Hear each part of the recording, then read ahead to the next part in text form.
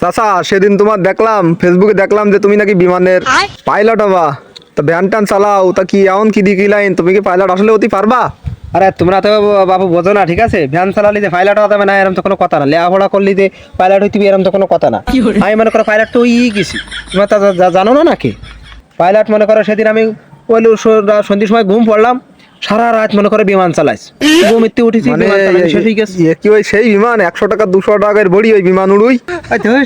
ওইসব জোয়া খেলা আর ওইসব কথা বলা যাবে না। আমি ঘুম করে স্বপ্নের ঘরে বিমান চালাইছি। বোধ কথা কি শেষ হয়েছে? এখনো কথা শেষ হয়েছে আমার? তোমরা যে এইসব কাজ কাম করো এসব করি না, খবরদার। ওই বিমান যেন কেউ চালাই না, ওই সব খুব খারাপ জিনিস, ঠিক আছে?